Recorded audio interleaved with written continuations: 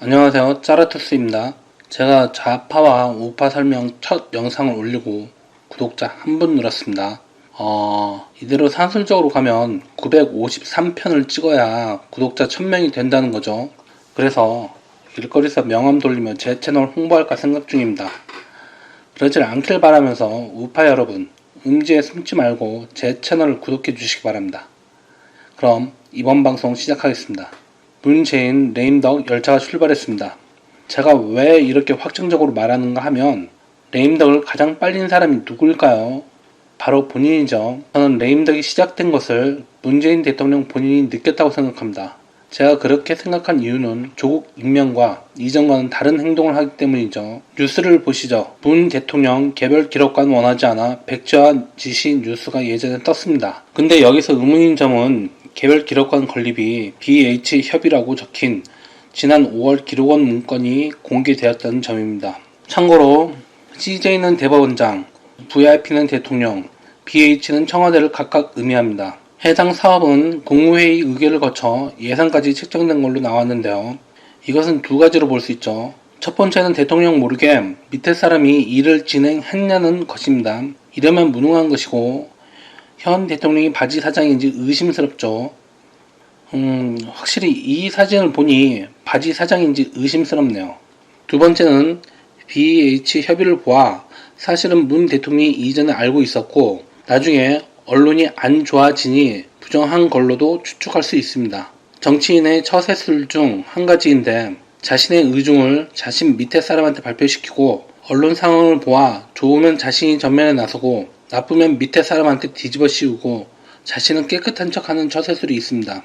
어찌되었든 저는 이전이라면 문 대통령이 개별 기록관 건립을 했을 거라고 생각합니다. 하지만 조국 임명 후 상황이 안 좋아지니 생각을 바꾼 것이라고 추측하는데요. 여러분은 개별 기록관 짓는다고 했을 때 어떤 생각이 드세요? 저는 이집트의 피라미드나 청동기의 고인돌이 생각이 나더라고요. 계급사회 지배층의 상징이죠.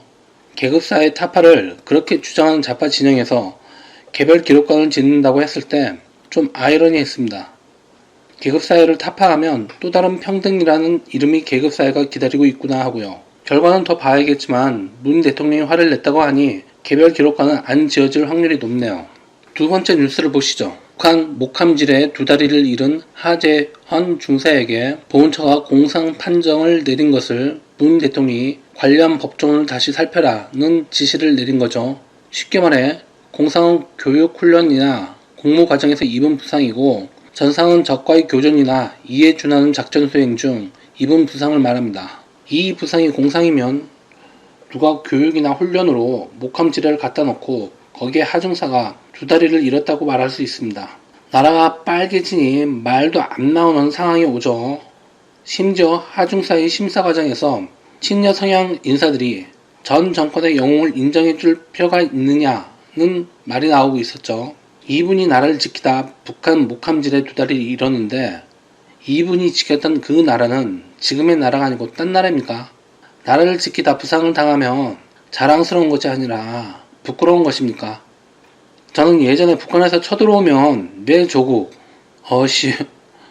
왜 이름을 조국이라 적어가지고 아무튼 내 조국과 내 가족을 위해 싸워야 하고 다른 사람도 그럴 것이라고 생각했습니다. 근데 지금은 광화문 한복판에서 김정은 찬양 공연이 벌어지고 있죠. 이제는 나는 싸우지만 내 옆에서 누군가는 인공기와 태극기를 흔들며 북한군 환영해요. 그런 말을 할 것 같네요.